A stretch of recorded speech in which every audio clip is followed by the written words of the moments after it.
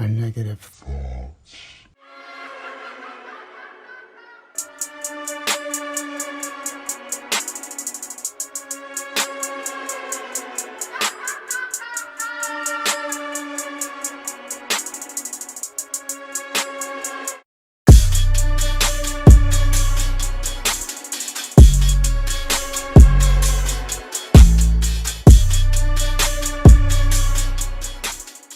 All right.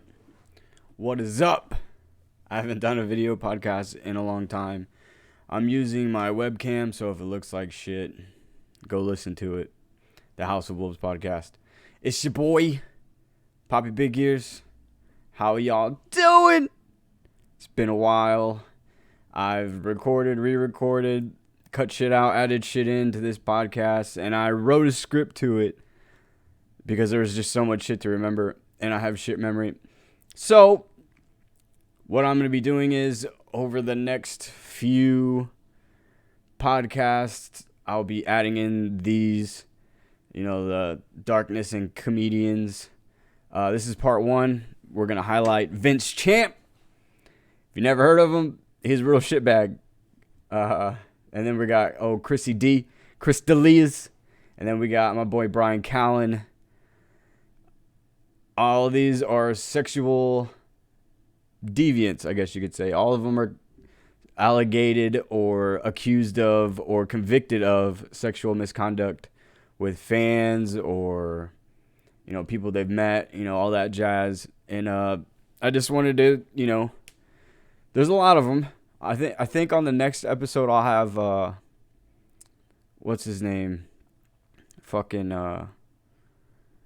Louis C.K. I have Louis C.K. I have Robin Williams on a few. I got Carlos Mencia. Just guys in the comedian worlds and famous comedians that have done some bad things in their lives or have had bad things done to them in their lives. So, without further ado, we'll get started with Vince Champ. Vince Champ. His real name's Vinson. Vince Champ was born on September 12, 1961. That means he's 59 years old right now. He won $100,000 as a comedian on the show Star Search. If you remember Star Search, it's way back in the 90s. He won in 1992. It was hosted by Ed McMahon.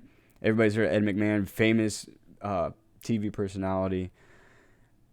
After, Vince Champ mostly performed on college circuits, he would do college tours. And, if you listen to many podcasts, a lot of comedians have done the terrible college circuit where you get paid by colleges to come do a stand-up show. Most of the time, they're super offensive, and they end up not liking the college gigs because they either get cut short or a lot of the material gets, you can't say this, you can't say that type of shit. But anyways, Champ won $100,000 in 1992 and being the winner of the Star Search, right, by Ed McMahon. He earned $100,000 a year about doing gigs, and he opened for Diana Ross, Sinbad, don't forget about that guy, and Arsenio Hall, as well as other stars, but, we'll get to that later, maybe. Everyone who's ever been asked about Vince Champ and everyone who's ever been associated with Vince Champ, he's always been a stand-up guy, super respectful. He's a clean comedian. That means, he had no bad jokes. He didn't have any controversial jokes. He was clean, no cuss words, nothing like that. No cursing, no drug stories, no rape jokes. But, yeah. He was known for being the squeaky clean, TV clean. According to court documents, Champ's criminal record includes physically attacking a 17-year-old former girlfriend in 1995. This motherfucker was almost 30 years old dating a 17-year-old. So keep that in mind, bruh. Shit's not right. Even though, Chrissy D wasn't fighting these young bitches in public. Anyways, before sentencing, Champ told Lancaster County District Judge Paul Merritt Jr. that he was innocent and convicted only because of the media coverage of his crime. Champ noted that when he was out of country, when he learned of the cases against him and voluntarily returned.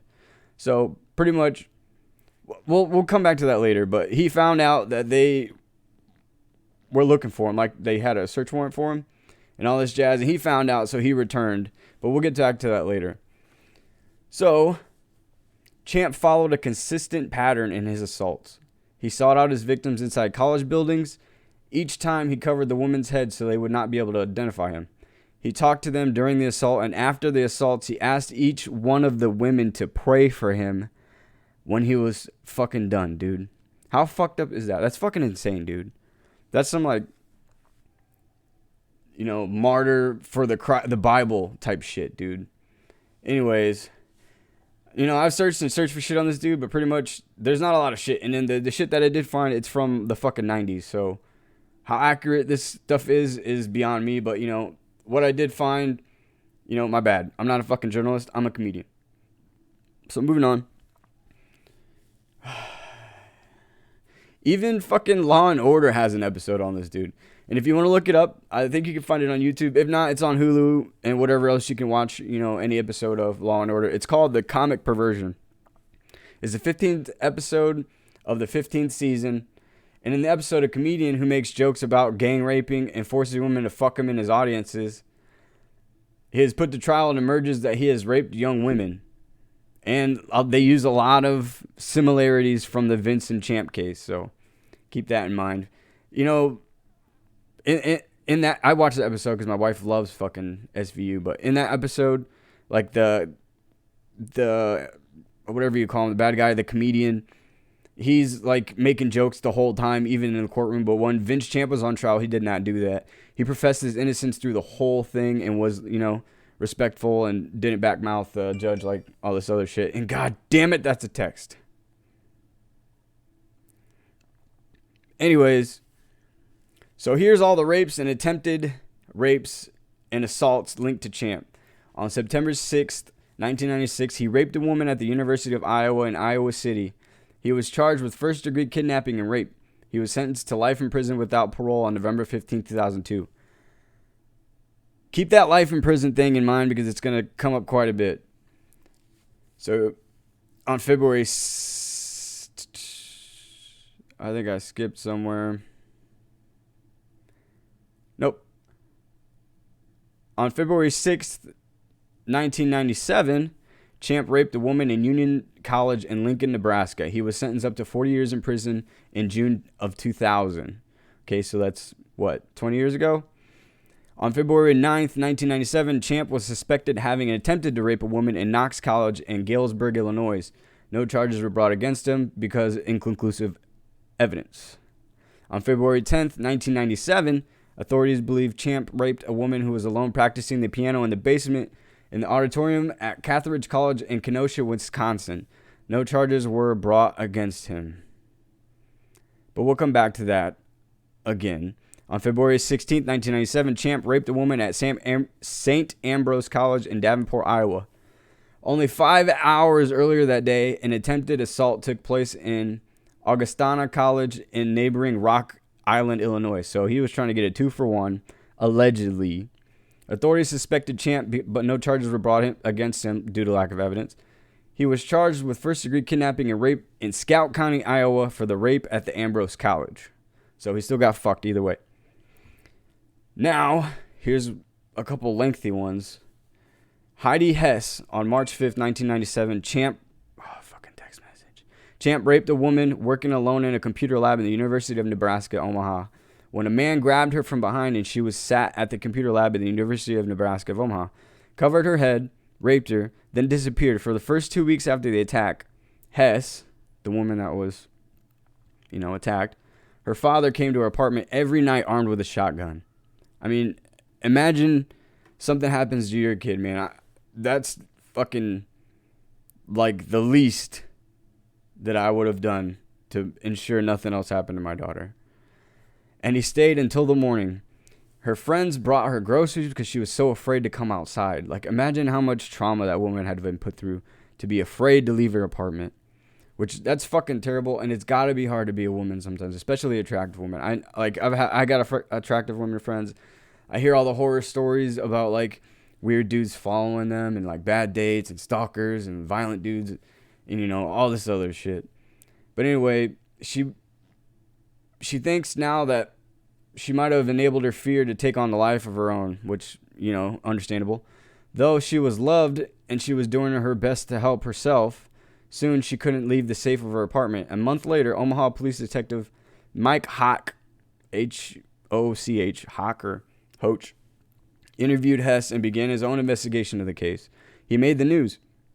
Investigators began to piece together the rapes followed by the same pattern at colleges in Nebraska, Iowa, Illinois, and Wisconsin. DNA tests linked the Omaha rape to the one in Davenport, Iowa. So the FBI stepped in and they helped coordinate what had become the four-state investigation. He received 25 to 30 years prison sentence on July 3rd of 2000 from just that. Lancaster County Attorney Gary Lacey said that this was the first, if not one of the first, cases in Nebraska where the DNA was the primary evidence to prosecute against the crime scene. Champ was an attacker in Lincoln and Omaha, and at that, the Lincoln victim told police she thought her attacker was white, which Vince Champ is a fucking black guy. Champ was a black guy, but Lacey said the victim did not have any good view of her attacker because head was covered and the attacker had something covering his face. In 2000, he appealed this conviction. Now, for half of you retards out there that never been to jail or dealt with jail or court system at all, an appeal is a request for a higher privileged court, like there's different types of court, like superior court, state court, all that other jazz. But anyway, pretty much asking for another court to step in, look at the shit, and see if they can make a better decision than what he was given. But anyway, they denied his appeal, and his conviction stayed in the Nebraska Court of Appeals in 2001. So the conviction was upheld. So they was like, nah, dude, you're fucking lying. We got DNA evidence. Literally the best evidence that you could have besides video. On May 6, 1997, Champ attempted to rape a woman in Pasadena County College in Pasadena, California. This is where he fucked up real bad. He fled from the scene when the woman screamed. Two witnesses heard the woman scream, chased him to his car, and wrote the license plate number down as he fled. Champ was arrested the very fucking next day, May 7th, 1997, at his apartment in Hollywood, California. Go figure. A LA comedian living in Hollywood. The court released him on bail, and he left for a trip to the Caribbean. Things happened fast after that. Champ posted bond. And he still went to go do his gigs. And when he posted bail, he left to the Caribbean, right? He went to go do a gig on a cruise ship. So when he returned from the cruise, the only reason why he returned from the cruise is his gig was done, right? And he was like, oh, I got a warrant. I better go, see what's up. So when he returned from his gig on May 13, 1997, he was arrested at Newark International Airport in Newark, New Jersey. And after detectives in Omaha, Nebraska connected him to similar rapes at the University of Nebraska, at the time of his arrest, one of Champ's booking agents connected Champ's schedule resembled a road map of where the fucking rapes occurred. Another of the comedian's booking agents in Chicago noted, however, that Champ's schedule, which took him 9 states in 3 months, that's a lot, resembled a road map. So, 2 different people were saying this dude had a fucking route of rapes, bro. Anyways, this cunt retained his innocence as he was still incarcerated. To this day, he's still in prison. The info I found have said he's combined serving 30 to 40 years, and another one says 5 to 7 years, or 50 to 70 years in prison and eligible for parole in 2033. Highly doubt he's going to get that with his life convictions, so I don't really know how it works because he's eligible for parole in 2033, but he's also been convicted for life, so I'm not really quite sure. Unless he's, you get early release for doing good, what is it called? Good behavior. But, yeah, man. At some point, but, he'll be Bill Cosby old by the time he gets out. He'll probably just die in there, to be honest, man. He's already fucking almost 60, and with 2033 is what, fucking 13 more years? It would be like 70-something, dude. I don't think he's going to make it out of there alive. So, we'll see what happens. All right. So, these next 2 comedians, it really hurts to, find out stuff about them and or the allegations against them, because both of them influenced how I am as a comedian today. So with that being said, next is Christopher William D'elia, aka Old Chrissy the Diddler D'elia. Chris William D'elia. He is an LA-based comedian, actor, writer, and podcast host. He is well known for playing Alex Miller in NBC's sitcom Whitney alongside Whitney Cumming as Danny Burton on the NBC sitcom Undateable. Kenny on the ABC television series The Good Doctor, which is a great fucking show, so you better watch it. But, Chris plays a dirtbag in that, so, spoiler alert. And he also plays Henderson on Netflix series You. He is the host of the insanely popular podcast Congratulations with Chris D'elia and playing a chomo on Workaholics Topher, which you can't even watch it on any streaming services anymore, so Google it or YouTube it. It's fucking hilarious. That was probably one of my favorite episodes, as well as my wife's, because every time I say something about Chris, she's like, oh, you mean Topher? I'm like, Jesus Christ. Anyways, and fortunately, a lot of people have given me, or say that I have a lot of like a Chrissy D vibe from my podcasting and my comedy. So I don't know how to feel about it now, but I do personally like his comedy, and I may have acquired some of his mannerisms from years and years of listening to him on, various podcasts, such as like the 10-minute podcast, which I don't even think you can watch that anymore, or I think you can listen to it, but whatever. And he's influenced my style as a comedian. So if you're unfamiliar with him, let me drop some fucking knowledge on your boy, the cult leader of the Babies. He was born and raised in Montclair, New Jersey, until he was 12, and then his family relocated to Los Angeles. He graduated from La Cañada, I don't know how to say that, La Cañada High School in 1998 in Los Angeles. D'elia started acting in high school, kind of gay, and had some guest starring parts in a show, Chicago Hope. You've probably heard of it because it's a real old show. It used to be on TV. His first movie, you probably never seen it because it was a straight cable BS drama, but whatever. He attended New York University and studied acting, but dropped out after a year because it wasn't a fan of college, and nobody is because it sucks. And neither was your boy. So, I was in college for like 3 years, and I was in technical college for like 4.5 years for automotive, but, I actually did that, but, I got fired and couldn't finish my college. Anyway, he then appeared in a movie that went straight to DVD in 2004 called Almost Didn't, because you didn't see that either. It's probably trash, but, whatever. That's just honesty. It's 2004 and it went straight to DVD, so it couldn't have been very good.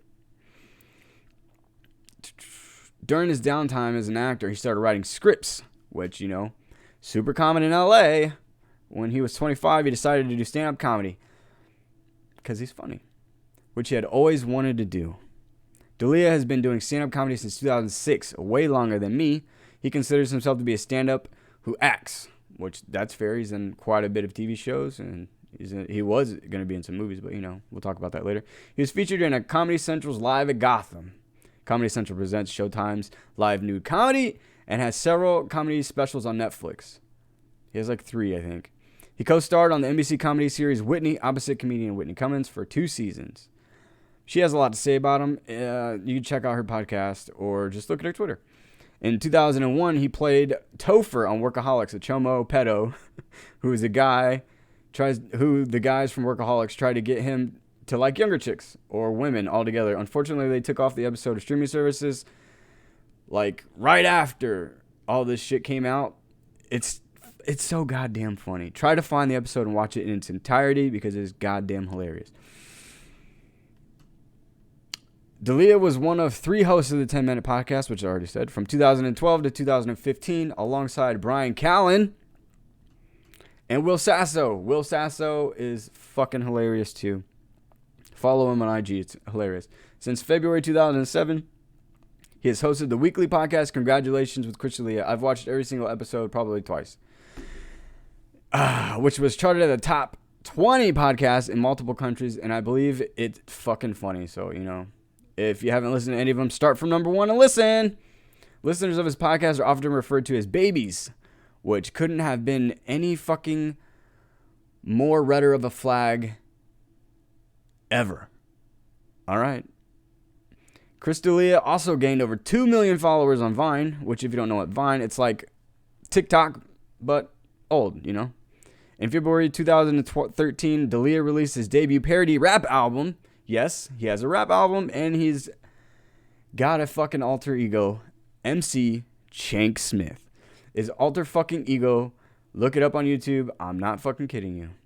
On December 6, 2013, D'elia first 1-hour stand-up special, White Male Black Comic, aired on Comedy Central, which they so fucking rapidly removed after all the allegations.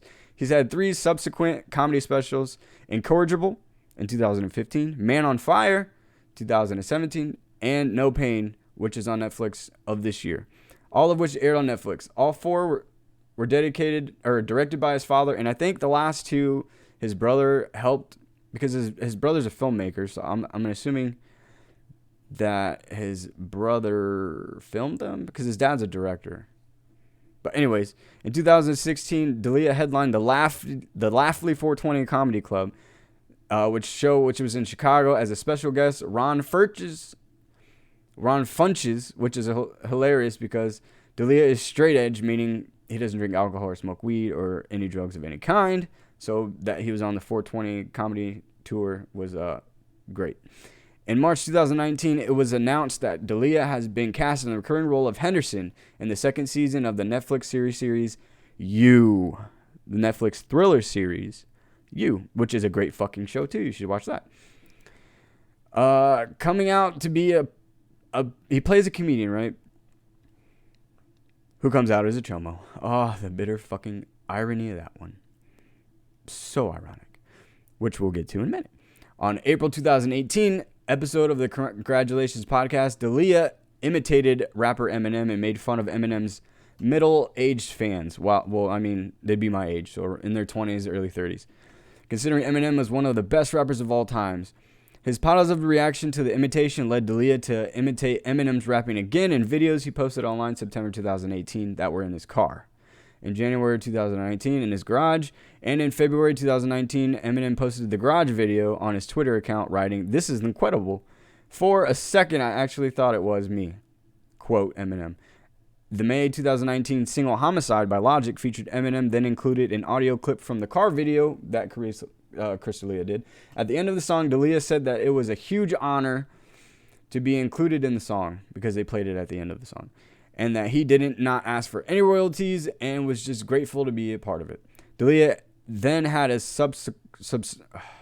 substantial role in the music video for the song, released in June 2019, which had each rapper's part performed lip-synced by someone else, which is hilarious because Logic is pretty funny and he's a cool dude.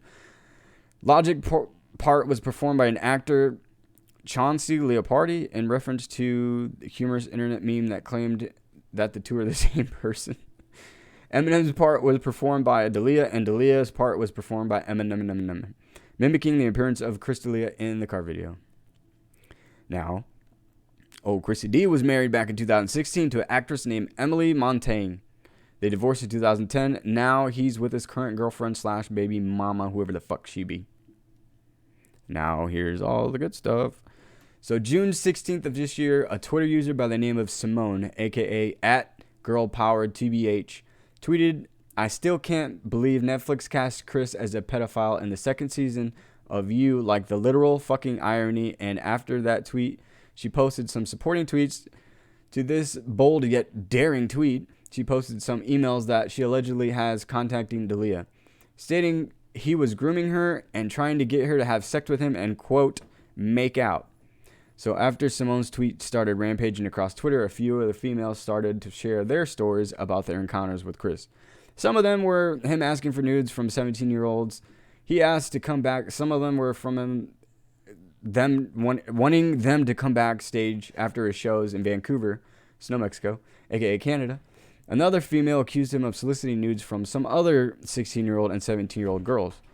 then blackmailed her to get her to delete the tweets talking about it. Of course, them boys, us fans, are doubtful, so they were encouraged to show proof that the boy did it.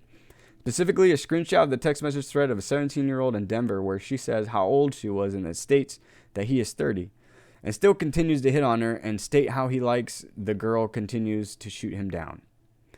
Then a Twitter account by the name of She Rates Dogs confirmed a post and DMs and messages exposing D'elia even more.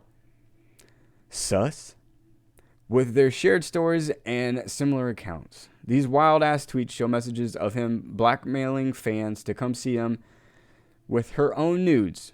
So that's kind of fucked up. Like, hey, bro. Fuck you ever can do with, Photoshop anything these days, right? So why believe it? Well, remember Simone, the one who started the tweets? Of course, I just talked about it.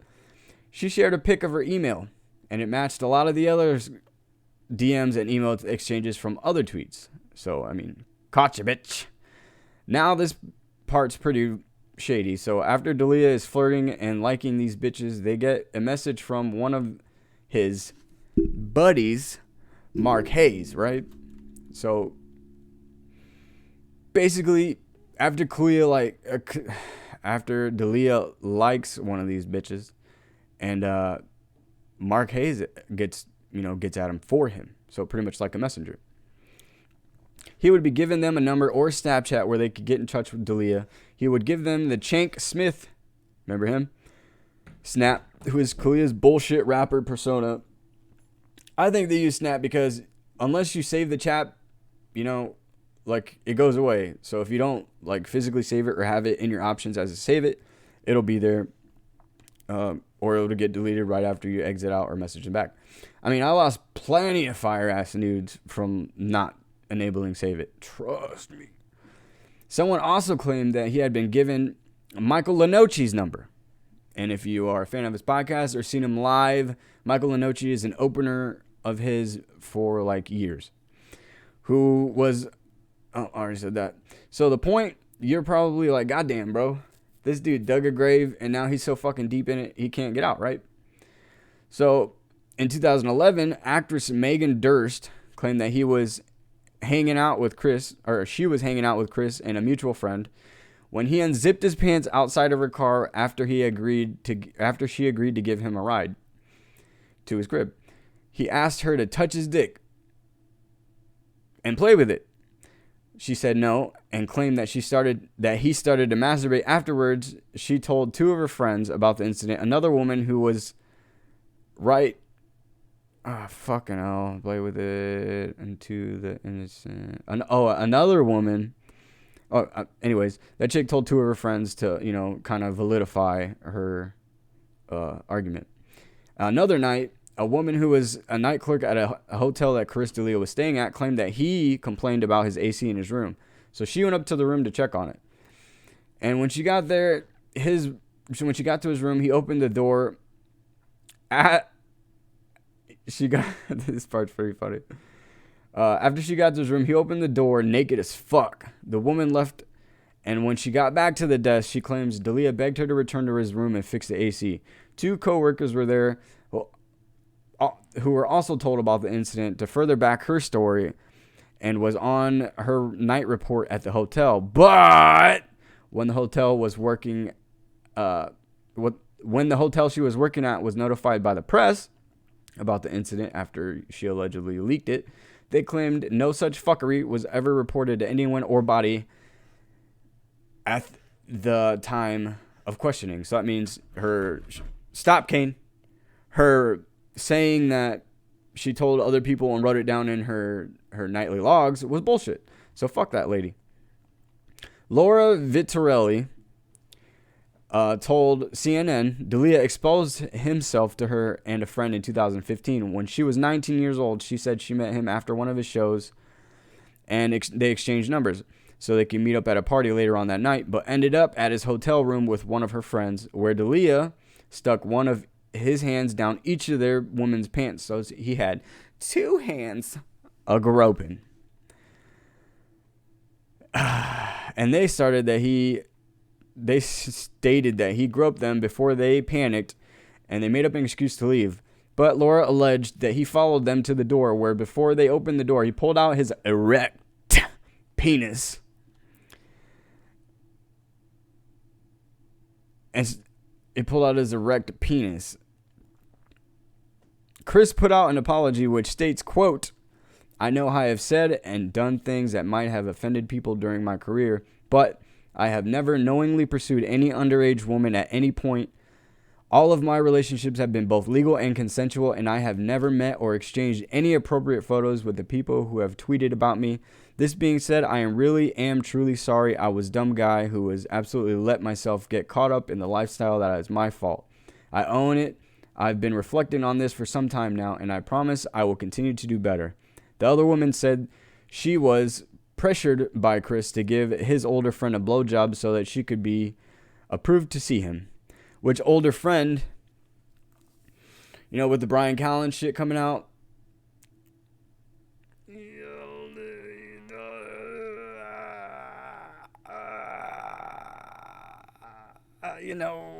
suspect, bro. Fucking Cuda. Shortly after this fucking shitstorm of accusations, barely any of his fucking friends stood up for him or refused to defend him. Callen and Schaub on TFATK didn't defend him or say anything really on the subject. Bobby Lee and Santino did the same shit. But later on Theo's podcast, Bobby talked about how good of a dude D'elia has always been to him and how he appreciated the kindness he has shown to Bobby. Being in Hollywood, it's, you're like scared to defend anybody because then they're going to start coming after you and then you're going to lose all of your shit and, lose your income and all of that shit. Anyways, just pretty much Bobby Lee was saying that when they toured together, he was really fucking good to him. And Whitney Cummings, who started as a stand-up with D'elia, completely lit him on fire, turning her back on him, and even deleted the episode of her podcast with them on it later on in an episode of Two Bears, One Cave. Tom Segura and Bert Kreischer. I think Bert called her, and she pretty much just made a bunch of jokes about her being too old for him to like, which fueled the fire even more. But worst of the abandoners is Callen. I fucking love Callen. I've seen him on the shows, paid for his bullshit Patreon show, which I'm still paying for. And I consider him one of my main comedy influence, top 3. I mean, I love Callen. I fucking love Callen. But he turned his back on Callen. Removing him from his Instagram silently, claiming they never hung out together unless it was at the Comedy Store or work related, when in fact they were very good friends for 15 years. Even had a deal on Netflix with a prank show together. Which, how are you going to work on that if the only time you work on it is if you're with friends? Doesn't make any sense. And on a numerous podcast, states that they've been good friends and spend quite a time together. Even worked together on the road as Chris would be Brian's opener. I mean, talk about fucking kudos, bro. What a Judas. Chris lost everything. CAA, Creative Artist Agency, his agents and bookers, left him. His sponsors left him. His podcast has been eerily quiet ever since June. He's even being replaced in a movie called The Army of the Dead by Zack Snyder, the dude that did all the DC movies, by Tig Notaro, who originally I thought was a dude, but is a chick. Go fucking figure. My bad, Tig. Didn't know you had a vag. So, pimps make a steak too. So, Chris's defense released some emails on June 25th, which were not as good as people and fans hoped they were going to be. So, a 16-year-old named Colleen Riley, she told Chris she was 16, in which he says, "Oh shit, I thought you were at one of my shows. Got to be 18 to do that. My bad, bye." So, that in itself is explanatory, and she was jumping on the hype train, pretty much. But in this case, of the original girl, Simone, the emails exposed Chris talking to her when he knew she was 16, but she sent him emails later on when she turned 21 saying she's down to fuck. So that doesn't help her, and it doesn't help Chris either because he was still talking to her when she was underage. So, but it did show that he stopped talking to her completely after, all that bullshit. Anyway, another girl was outing claimed D'elia had sexual conversations with her before he knew how old she was, but she replied with 12 and he replied, "Answer." And then she replies 24. then fucking said some shit about him, and then got like real weird and deleted all of her social media accounts. So we won't really know whatever really happened. So do it with you want. But personally, I don't agree with Chris's conduct or actions, especially since he made the apology apologizing, but not specifically for what. So I guess he's just a what is it called? A sexual harasser, not a chomo. Either way, I still support him as a comedian, not as a person. I still think his jokes are funny, and he is very entertaining, and I still have a respect for him. I understand how it is, like, being a guy, so, sometimes you really want to fuck, but you just can't do that to people. I mean, you just try to get your nut, just fucking jerk off, man. Like the rest of us. If somebody's not going to fuck you, no means no. Don't be a fucking dirtbag. Know what I mean? So, the last comedian, he's influenced me very heavily on my journey to be a comedian. All right. The last comedian in this episode is my boy. My fucking boy. Bryan Callen. Born January 26th, 1967. Bryan Callen is an American, Los Angeles-based stand-up comedian, actor, writer, and podcaster. He studied acting at the Beverly Hills Playhouse. Callen initiated his career as one of the original cast members of the comedy sketch series Mad TV, which that's how I found out about Callen. He played Coach Meller in the Goldbergs TV show on NBC, I think, and reprised a role as a main character in a spin-off show called Schooled, which I watched a lot on Netflix. He also co-hosted one of my favorite podcasts, The Fighter and the Kid, T-Fat-K, with Brendan Slob. He also has a podcast on Patreon with Sam Tripoli. If you don't know who Sam Tripoli is, he's a goddamn psychopath. One of my favorite comedians, top 10. Sam Tripoli, super heavy into conspiracies. So if you're into that, you can look up the Tinfoil podcast with Sam Tripoli and a DJ. I don't remember the DJ's name. Callen was one of the 8 original cast members in Mad TV, which debuted in 1995. Callen was born on a military base in Manila, Philippines, because of his father's career as an international banker. Get that cheddar. Callen lived overseas until he was 14 years old, including the Philippines, India, Pakistan, Lebanon, Greece, and Saudi Arabia. He graduated from Northfield Mount Herman High School in Gill, Massachusetts in 1985. He then attended college in Washington, D.C., where he graduated with a bachelor's degree in history, which he used to have a history podcast. I don't know if you can still listen to that. Here are some honorable mentions. 10-minute podcast beginning on February 20th, 2012. Callen and fellow actors and comedian Will Sasso and Chris D'elia begin the 10-minute podcast. And Tommy Blanca, or Blacha, however you want to say it, and Chad Coltgren later replaced Clea and Callen for some unknown reason, probably because they wanted to do their own thing. He's used to be the host of The Fighter and the Kid alongside Schlob. Callen currently co-hosts the podcast The Fighter and the Kid with Brennan Schaub, with producers Chin, the Tall Asian, and Kat, the Vietnamese. In 2016, Schaub and Callen released Fighter and the Kid 3D, which was great. A 12-episode digital download series featuring sketch comedy pieces based on the duo's podcast personas, which it was great too. I really liked it. Schaub and Callen regularly appear alongside Joe Rogan during the live event podcasts The Fight Companions, which are also great, and he blew the goddamn Aztec death whistle, and now we have Corona. Callen has released 3 specials: 2012's Man Class, 2016's Never Grow Up, and 2019's Complicated Apes, which is fucking hilarious, and I saw it live here in Vegas last year.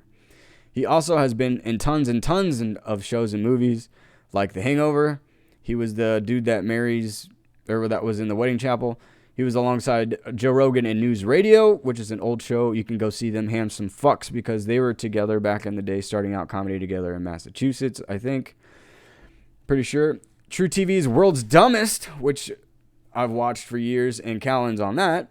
He was also in The Joker, but for like 3 seconds, and it was just his voice, so don't get excited. Callen co-wrote and co-starred in Dream Crushers with Will Sasso, Sarah Rue, and Scott Thompson. The series was shot in 2009, but didn't air until 2011. I haven't seen it, but I bet it's good.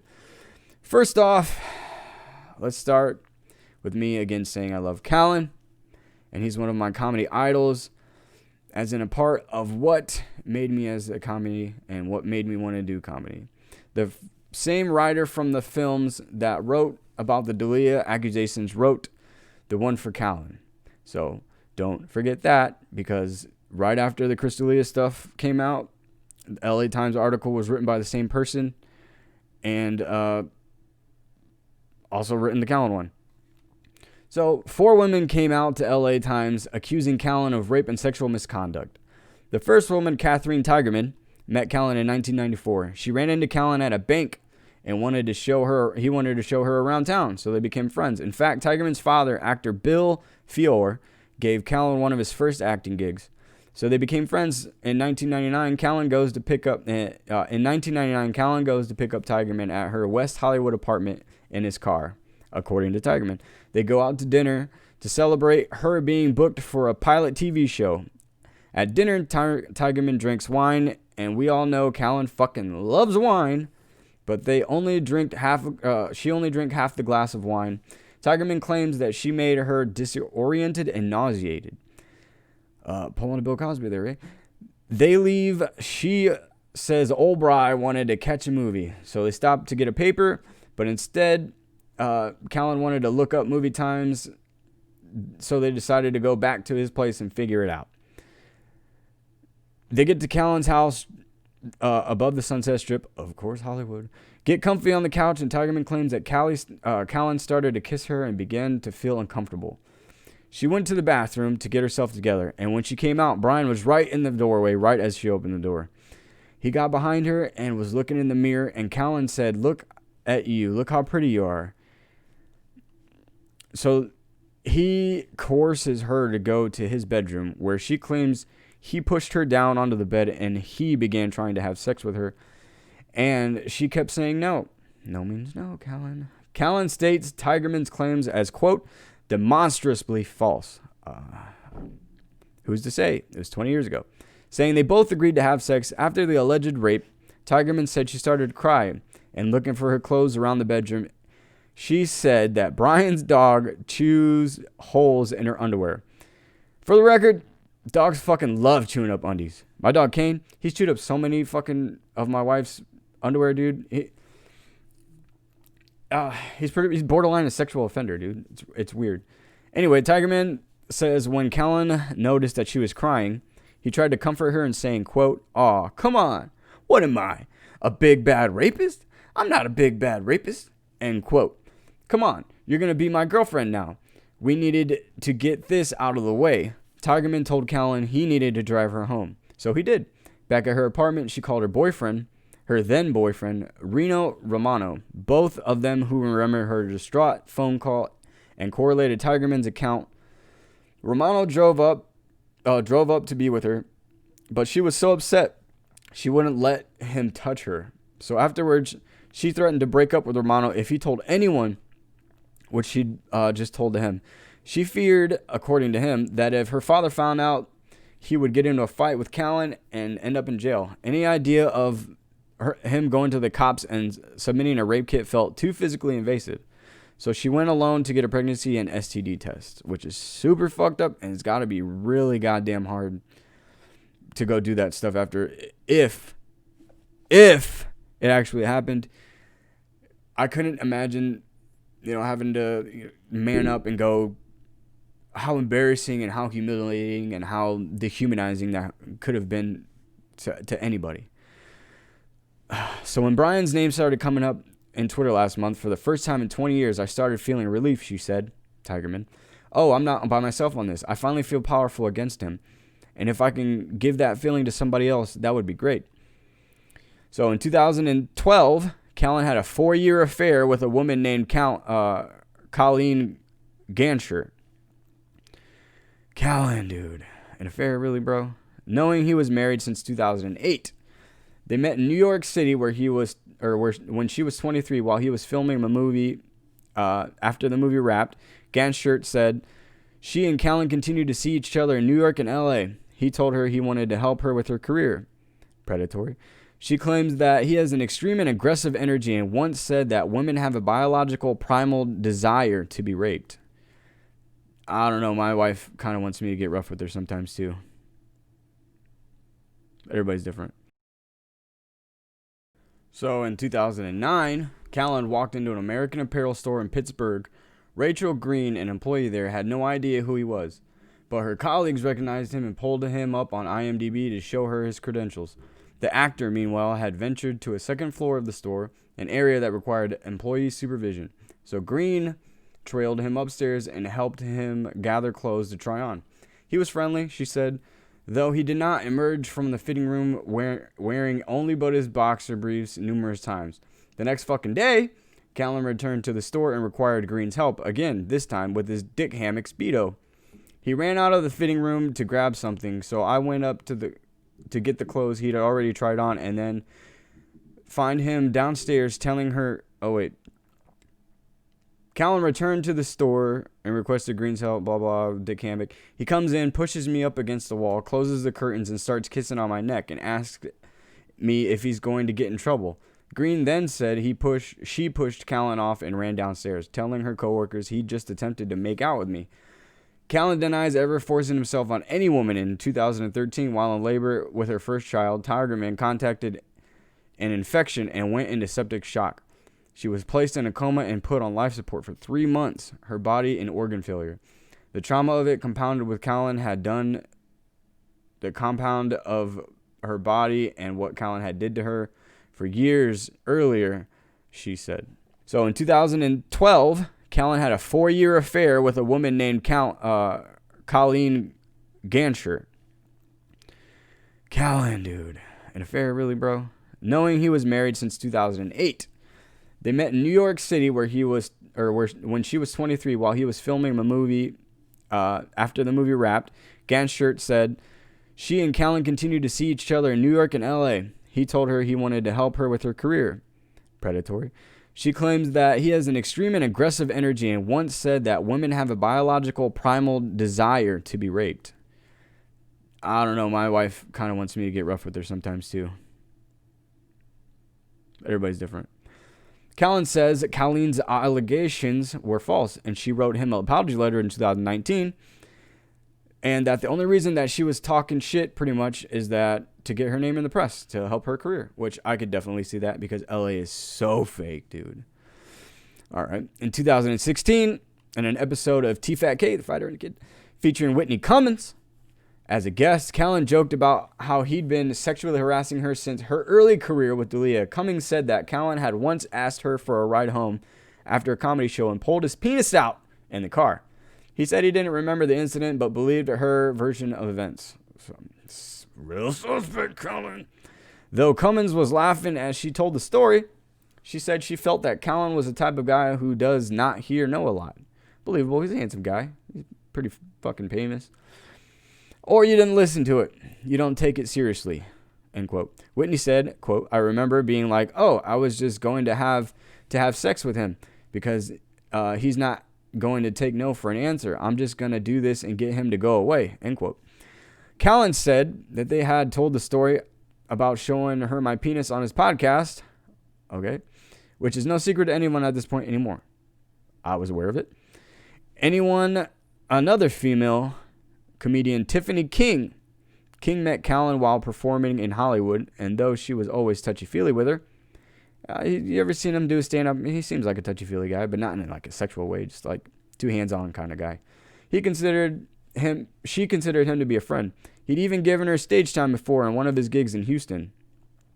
So when she was down on her luck in 2017, she put his name on a list of contacts to reach out to. In the midst of this contentious divorce and fighting for custody of her daughter, Miss King had been seeking financial aid from friends. At the time, she was living in Pennsylvania and saw that Callen had a show coming up and within driving distance. When she arrived at the Helium Comedy Club, a very good club, she approached Callen and began crying as she relayed her information and situation to him. He didn't offer King any money, but invited her out to dinner after his show. She said they ate, and then Callen asked if she could give him and his opener a ride back to the Airbnb. About 2 minutes from the destination, she said the opener, "Oh, Stevie Blue Eyes," hilarious, asked if she would let him out of the car. King said they dropped him off, continued down the road to drop off Callen. But instead of getting out of the vehicle, she said he asked, "How about that blowjob?" "I've done that before, didn't get one."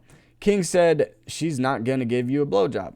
And Callen then replied, "I'll give you some money too to help you out." Stevie, on the other hand, oh, Stevie Blue Eyes, he said King dropped him and Callen off both at the Airbnb and they were never alone together. It's kind of weird because it's kind of the same thing that Whitney said, in her sexual allegations towards him. Anyway, so July 31st, Callen announced on Twitter denying the accusations and has an ongoing was going to put an emergency episode of T-Fat Gay addressing everything, but nothing happened. It was fucking quiet. Then a few days later, Callen puts out a statement defending himself on Instagram. Watched it like 3 times. Then he makes an announcement that he's going to take a leave of absence from T-Fat K, the fighter and kid, which leaves people to think Shabs said no.